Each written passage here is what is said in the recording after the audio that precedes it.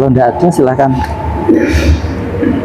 Monggo ingkang ajenge tangkep kejanggalan-kejanggalan nopo ingkang langsung ajenge bahas penawaran masalah saking rutin mau. Nggih monggo.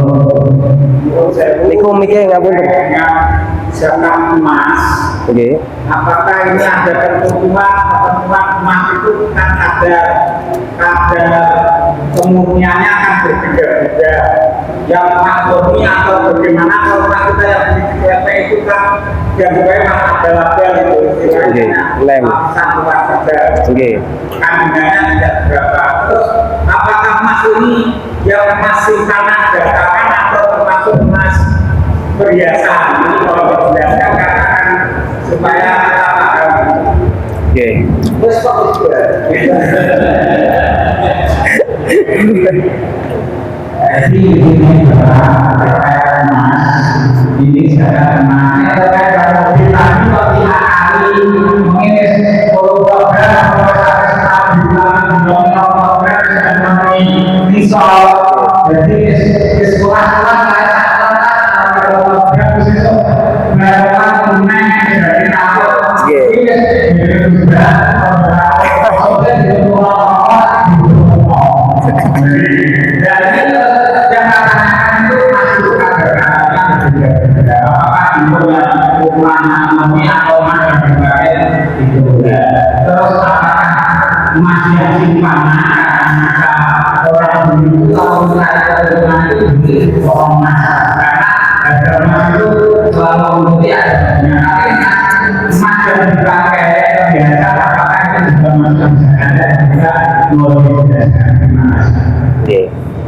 Saderenge wonten ingkang lajeng tangkep malih monggo. Satu pertanyaan lagi. Bicara mau dijelaskan. Nggih. Berapa misalnya dan bagaimana cara menghitungnya. Oke. Monggo dipilih pas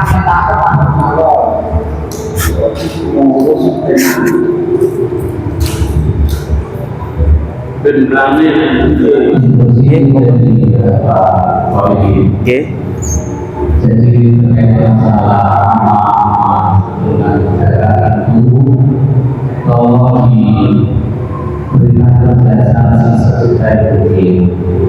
Artinya begini, ketika kita bicara amal atau amal ini kan mempunyai akhir.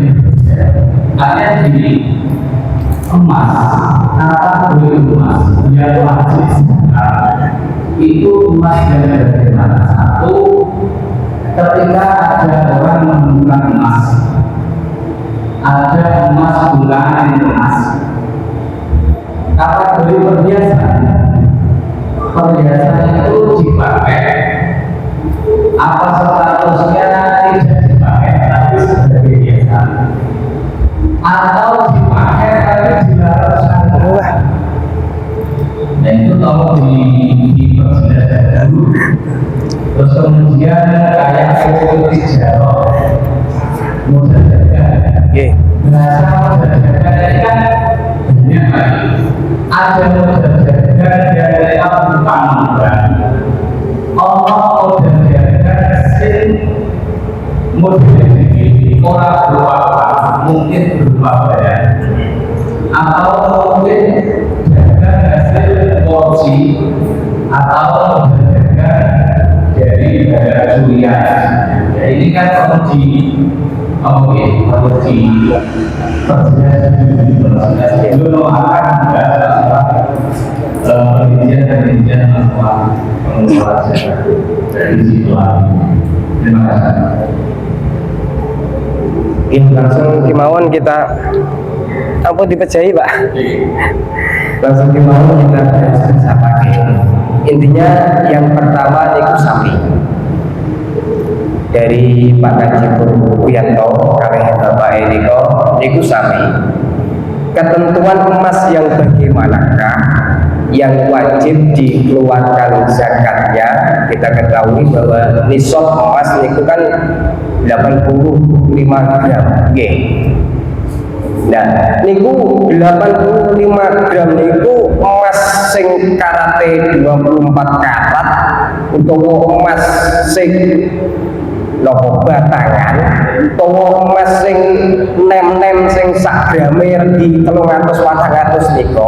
Nah, niku ketentuane sing emas sing pripun.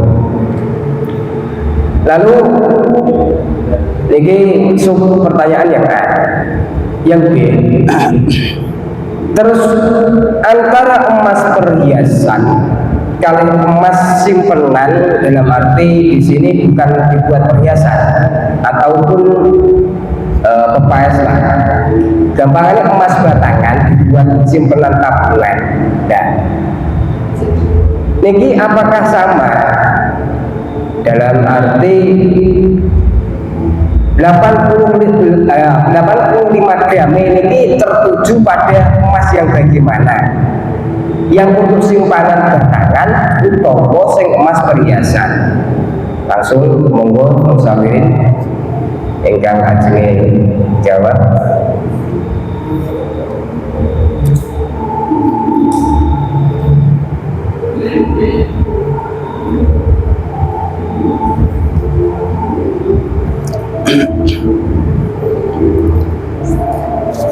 Monggo.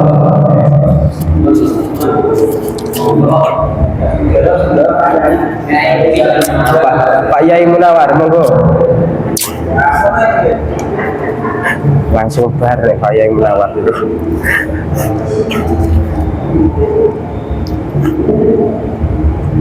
Bismillahirrahmanirrahim. Ini kalau menanggapi dari saya bertanya dia masalah sekarang emas dan terakhir ini ketentuan dalam syariat emas dan terakhir ini yang dihitung di situ awal saya belajar yang dihitung adalah karakter kemurnian. Dan untuk emas-emas yang tidak murni artinya ada cara, yaitu bagaimana itu kewajiban zakat apabila memang ada kemurniannya. Ini ada rumusnya. Ini apabila ada kemurniannya sudah mencapai nisab yang dengan sehari. Ini apa yang ditentukan adalah dari kemurnian dari emas gratis. Kemudian apakah itu emas dengan bentuk emas batangan? Ada yang bagaimana? Ini sebenarnya yang penting itu bukanlah termasuk emas yang digunakan untuk perhiasan yang dilegalkan oleh syariatnya. Ketika emas yang dimiliki adalah untuk perhiasan dan itu perhiasan yang boleh untuk dipakai dengan catatan tidak adanya apa skor berlebihan dan lain-lain, maka selain itu maka harus itu dalam pembuahan sadar. Jadi sementara kami seperti itu masalah sadar. Sekalian nih untuk konversi tadi yang pertanyaan dari Pak Haji barangkali bahwa untuk konversi apa rumusan kebetulan ya anggap saja 70 anggap saja 70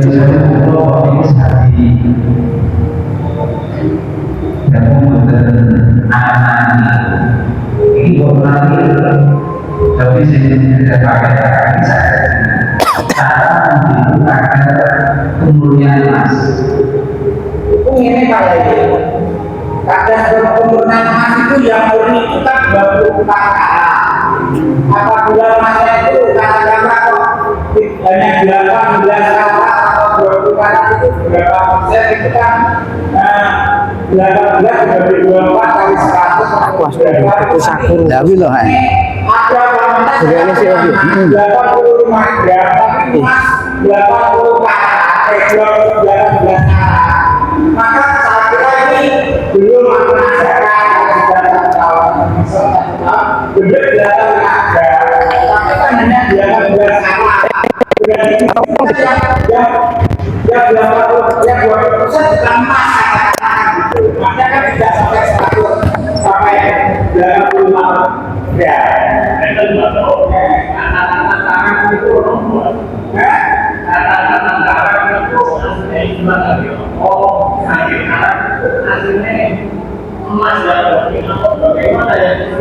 Ya makanya sebenarnya maknumi atau emas kasar Ini ya, sebelum disambung, ini sosoknya emas itu kalau dikonversikan dalam gram ini kurang lebih ada 84 gram. 84 gram itu risoknya. Tapi kalau sudah punya emas 3 kilo wajib zakat. Ini dinyatakan emas murni. Dan kemudian umpama solar itu punya emas yang dikatakan itu adalah emas samudra. Jadi berarti itu pemurnian. Kalau pemurnian dari emas itu sudah mencapai 84 gram, berarti wajib zakat. Tapi kalau belum mencapai itu dalam penghitungan pemurnian emas tersebut berarti belum wajib zakat. Karena namanya punya emas itu sambil tetapi nggak boleh samudra, istilahnya adalah alat lagi. Nah itu ada rumusnya. Dengan rumus itu kan pemurnian kalau sudah mencapai ya kalau ada berarti wajib zakat. Berarti rumus itu kan murni dari barang tersebut. Hanya cuma dan nanti ada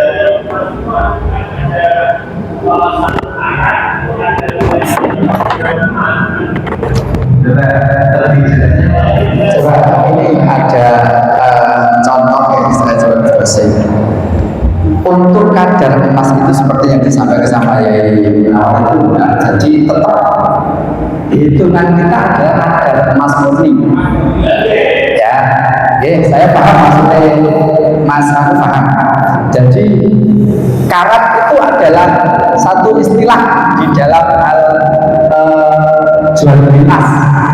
Nah, karat itu nilai murninya, Mas. Jadi kalau misalnya gram nih, saya punya emas 1 kilogram, tapi nilai murninya itu namanya karat. Berapa? Bisa 24 karat, bisa 22 karat, atau 18 karat. Sehingga ketika kita punya emas 1 kilo, terus kadar kemurniannya emas adalah taruhlah misalnya 18 karat, hitungannya 1 kilo kali kan gitu toh 0,75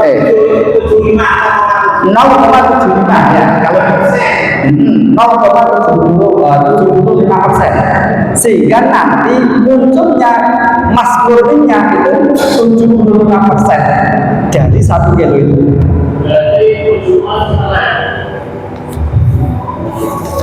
Ya.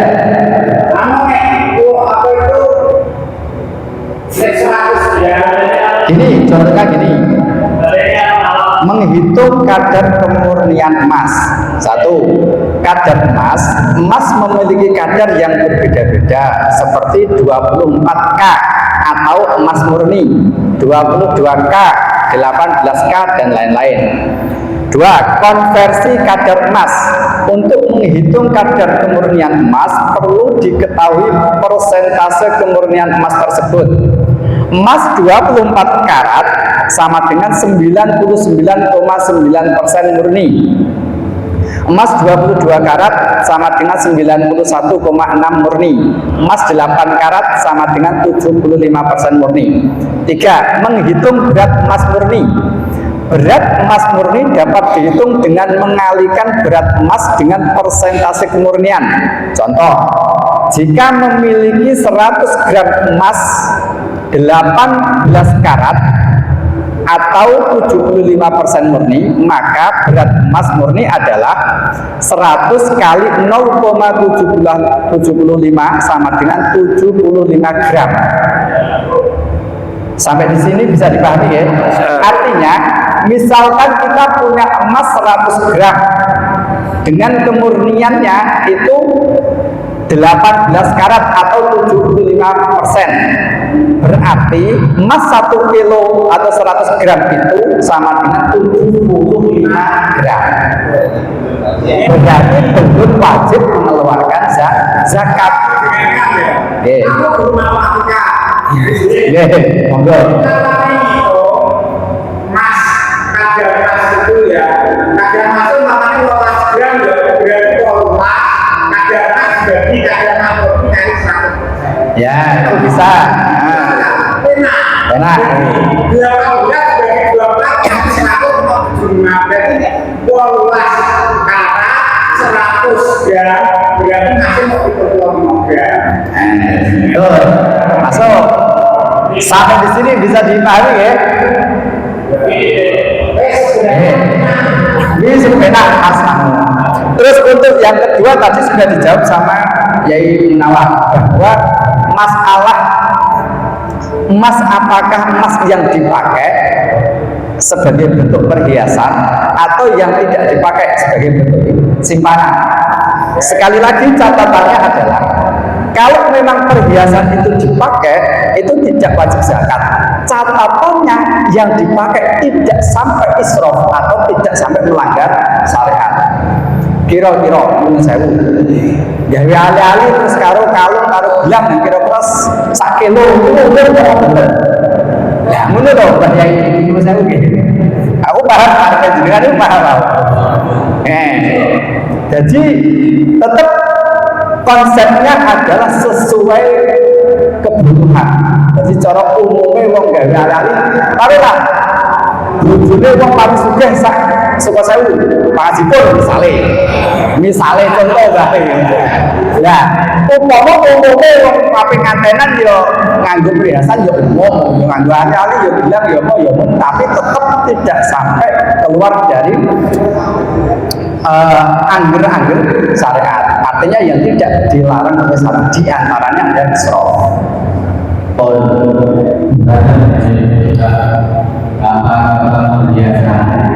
Jika saya mempunyai emas segede saja, terus apakah itu uang laku? Satu itu, apakah wajib zakat?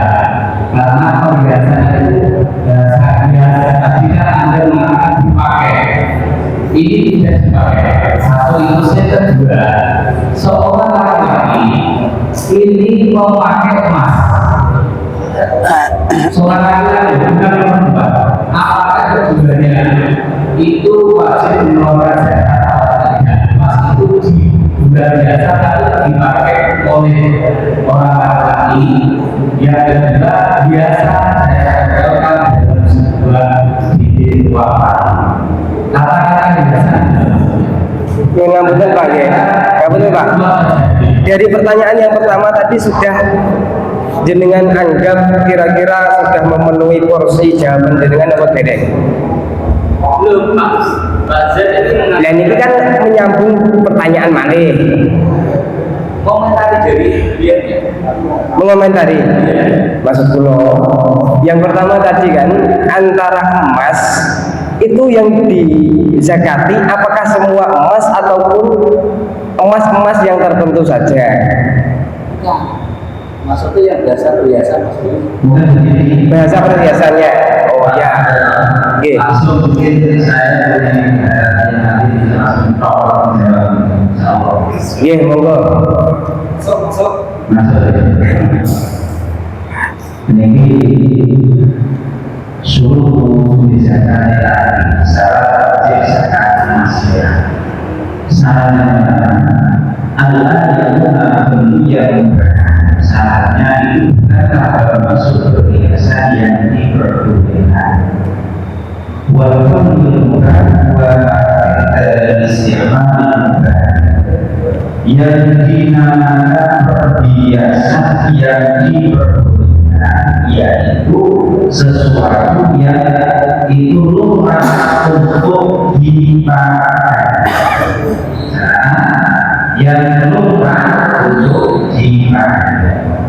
Wahai dari itu semua ada beberapa yang tidak bisa dikatakan lumrah. Di sini disebut ada tiga.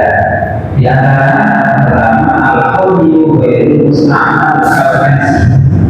Pertama adalah perhiasan yang juga dipakai seperti perhiasan simpan.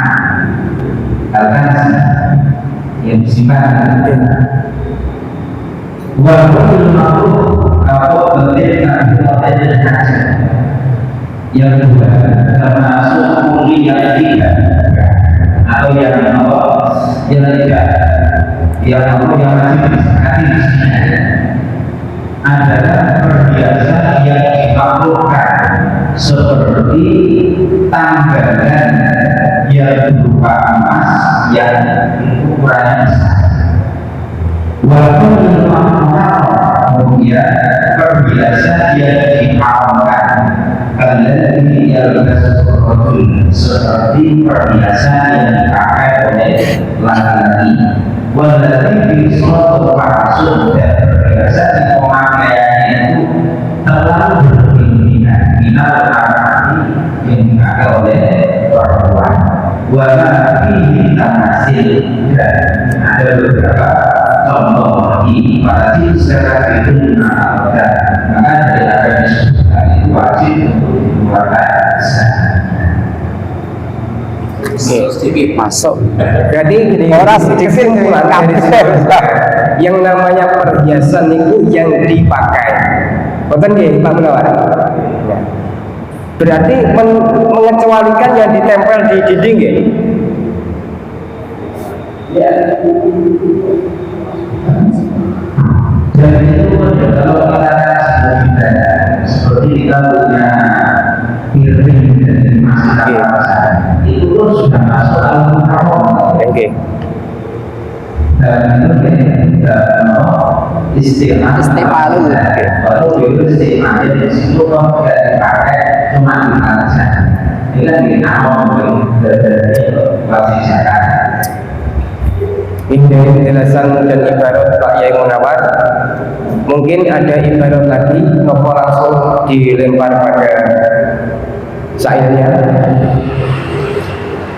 Wes, Langsung Bapak Said, pripun? ya jelep to nek bener jelep langsung kuwi ta. Napa Pak Mubayyin monggo nambahi? Iya, kata Berarti sini yang dipakai yang diharapkan oleh syarat termasuk kan wong lanang. identitas emas itu kan dipakai oleh perempuan. Jika emas itu dipakai laki-laki kan hukumnya haram, tetap harus zakat. Ya ini maksud itu bisa diterima. Maksud saya begitu Pak. Oh, iki korek ganda karo pertama jadi kalau buka pertanyaan yang lain mungkin buatan monggo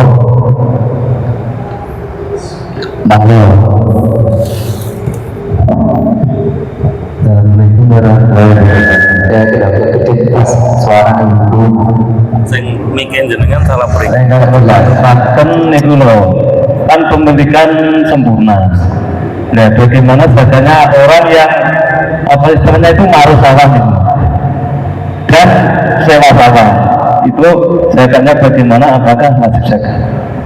Ini wonten ingkang kanglet syarat dari zakat zuruk diantaranya kan melbetan zuruk napa-napa niki nek zuruk eneng ora melbetan eneng nah iki sing ditakokno nek sawah itu sawah nyewa iku wajib zakat napa mboten? Terus carane ngitung terus pundi? Niki nyewa napa maruh? Nyewa dhewe maruh dhewe. Pakai kali-kali. Nah, sekali-kali. Dados sing sepindah sawah nyewa. Kalau misalnya tuku konglangan ngaten niku nggih. Tuku nelangan.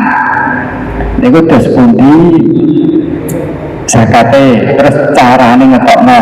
Kedua,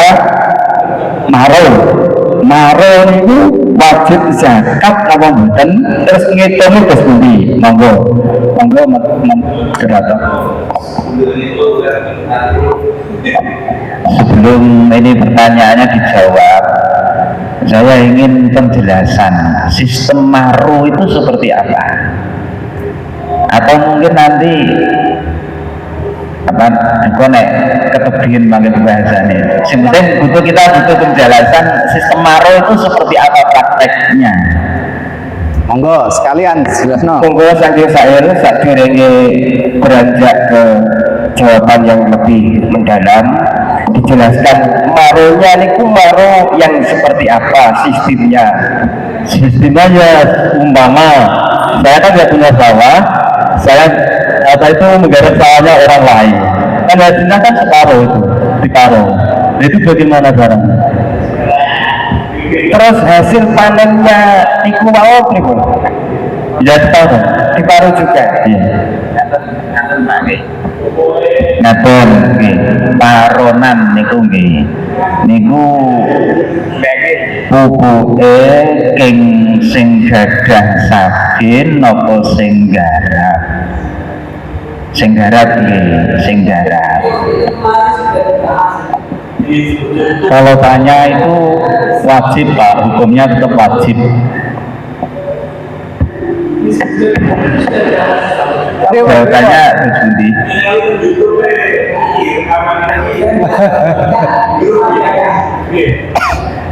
Coba yang hadir bisa dijelaskan. Mungkin saking Pak Mustaqim, hasil dari musyawarah yang kemarin di Sumberjo Kidul yang sudah dibahas, monggo langsung dimawon. Monggo Pak. Mungkin ningali YouTube sing teng mriki nentune mboten ngertos Pak. Monggo Pak Mustaqim, Sedilu. sekedar mau Kesimpulannya toh.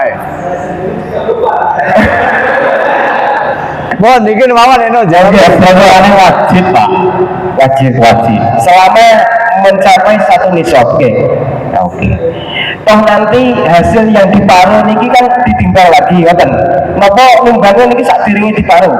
Mboten ngeten maksudnya dari pertanyaan sisaan itu. Jadi kayak akad juru dan mukabarah dia. Berarti artinya bahwa nyewa atau maruh itu nanti ada kesepakatan antara yang punya lahan dan yang menanam. Kan ngoten toh? Kesepakatannya bagaimana tentang masalah benih ya, umpamanya saya punya sawah kemudian diparuh Pak Mudin, lah ini benihnya dari mana dulu Pak Mudin, saya apa jenengan, kan gitu. Kalau benihnya dari saya berarti yang wajib zakat saya karena Pak Mudin sebagai upah ujroh saja. Tapi kalau Pak Mudin yang mengeluarkan benihnya maka yang wajib zakat Pak Mudinnya, karena Pak Mudin yang mengeluarkan benih dan yang mengeluarkan semuanya. Jadi saya hanya bondo disewani saja, ngoten. Lahan saja, ngoten. Itu tergantung akad di awal saja, Pak. Terus lanjut. Yang terima kedua, kasih itu saja. Enggak, yang kedua tadi loh. Yang masalah Pak? Caranya zakatnya piye?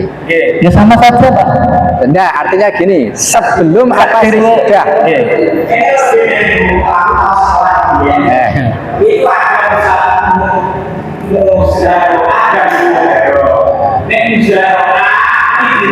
Di paruh bibitnya kok sing salah. Nek mukabar itu dikanak kok bibitnya kok saudara. Yang merupakan zakat adalah sendiri. Kok misalnya tidak tapi maka panen ditinggal bisa dari paruh. Mereka. Memang tapi sebenarnya Nah inilah maksud saya mau memperjelas atau mempertajam pertanyaan dari si Sael itu ya di sini. Karena apa? Kalau seperti itu prakteknya, berarti tidak ada perbedaan antara bibit itu dari si penyewa, enggak toh, kan gini tadi. Jenengan tadi kan bilang kalau bibitnya dari pemilik sawah, maka yang mengeluarkan zakat adalah pemilik sawah. Kalau bibitnya dari penggarap, maka yang mengeluarkan adalah penggarap. Pertanyaan selanjutnya, bagaimana cara mengeluarkan zakatnya? Mbah Haji Pur menjelaskan bahwa panen piro dikeluarkan zakat baru dibagi. Berarti kan yang pakai lebih banyak.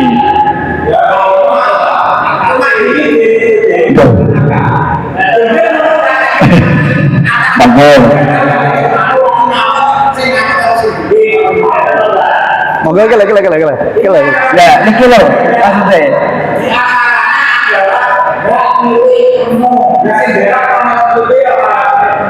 Nah, maksud dari pertanyaannya si Sain, niku kalau pakai berapa? Zakatnya ini setelah dibagi atau sebelum dibagi? Intinya ngoten.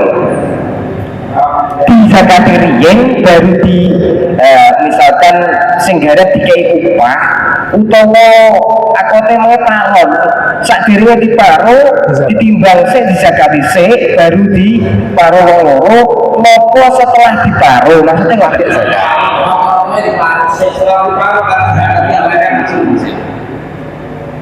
oh ada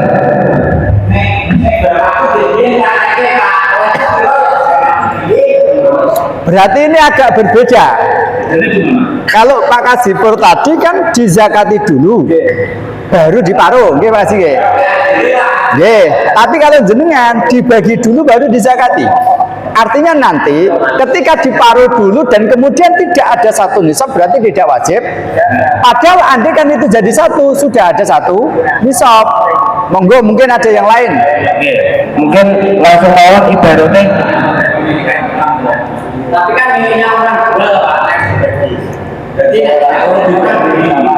Nah ini permasalahannya kan di sini. Lah nggih, maksudnya ngaten loh. Maksudnya nanti kan tetap ini ada. Intinya harus diperjelas antara pendapat dari Pak Kasipur yang dibagi zakat apa dikeluarkan zakat dulu baru dibagi paruh. Nggih. Wes pokoke asumsi.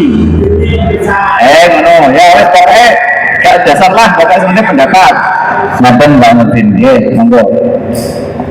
Dene kok ngono pasisi barote mboten enten. Niki sak elinge kula mawon. Kewajiban zakat uzuru niku li sahibil bibri napa badri niku. Yang punya bibit. Itu yang punya kewajiban untuk zakat. Nah seperti tadi kan ya,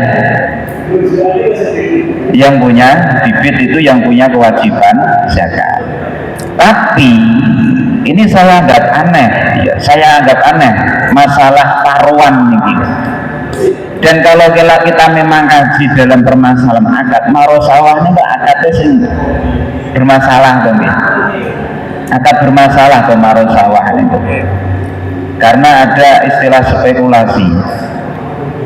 Nanti kalau panennya melimpah, ini penggarap bisa untung. Tapi kalau panennya kurang melimpah, ya potensi rugi. Apalagi kalau nggak jadi panen, itu malah kepetel ya enggak ya. Dan ini makanya dalam permasalahan akad muzaroah dan mukhobaroh itu kan seingat saya itu kenan ya batilah tuh akad sing batil napa sing besuti ini Bu. Karena ada istilah spekulasi. Dan saya anggap aneh dalam permasalahan ini ya, karena yang garap seolah-olah kita itu nanti akan menuduh yang garaplah yang wajib untuk zakat. Kan gitu, seolah-olah seperti itu. Dan mungkin nanti prakteknya di tengah masyarakat itu yang terbebani dalam masalah zakat ini ya sing garap. kan ngaten toh. Nah, tapi kalau kita kembalikan pada konsep zakat zuru, yang berkewajiban untuk zakat itu adalah sohibul bidri tadi, yang punya benih. Ini seperti itu. Saya kira masalah praktek entah sebelum dikeluarkan zakatnya atau setelah dibagi baru dikeluarkan zakatnya, itu ya entah bagaimana prosesnya itu kok seperti itu. Coba mungkin gini, yang termasuk yang dijawab sama Yai, bahwa yang mengeluarkan zakat ada sohibul badri. Ini ku takbirnya pun di wonten. Nah, ya tadi saya katakan, saya cari-cari di kitab ini kok belum ada. Nggih, sing duwe benih kuwi lho. Makanya kalau kan wilayah kan berbeda-beda apa? Nggih. Jadi itu sehingga apa? Kalau kan wilayah orang Lah nggih. Ya, ini ada tanggapan masuk Pak Yai. Kalau dikatakan yang wajib mengeluarkan zakat itu sohibul fitri, yang punya benih, sedangkan yang punya benih nanti kok yang menggarap. Nah, nanti kan niki mungkin langsung mawon bisa diperjelas menawi wonten takdiri kersane gantos masalah malih. tapi sendiri Nggih. saya bisa garap Nah, kebanyakan sing urun akeh niku ya sing garap. Ya nggih, sing tuku bibit ya sing garap. Nggih. Soale nek nggen kula, mesti nggen kula piyambak lagi. Aku ya ora tau masalah. Iku ya diparo. Modele kados ngene, Pak Haji Korung niku. Jadi sak durunge dibagi, disatati dhisik, lagi dibagi. Itu pun carane sing kula kalih sing marun niku 60-40. 40 kula, 60 sing daerah. Malah nate riyen niku 70 30. 70 sing garap, 30 kula. 30%. Misalnya sak ton kula 3 kintal, sing garap 7 kintal. Tapi niku saderengipun zakatnya dikeluarkan. Terus zakat dulu dikeluarkan, kata sapur lah sama. Zakat dulu dikeluarkan, baru sisanya niku dibagi 70-30 atau 60-40. Niku kula, aku gak duwe kitab dewi. Cuma tak angen-angen. Sing makanya kula butuh misale wonten sing sahibul badri niku lho. Sing wajib zakat kudu sing duwe benih. Kula iki tasih imut perbedaan antara mukhadarah kalih apa niku? Muzaraah. Nah niku memang nggih ketinggalan nggih ngoten. Dibedakno iki karep bibite teko endi, terus sing zakat ya sing duwe benih. Kula imute ngaten tapi kula kok gimeng tak goleki kok gak nemokno. Monggo. Mungkin Mas Yuhida, Pak Zen, monggo.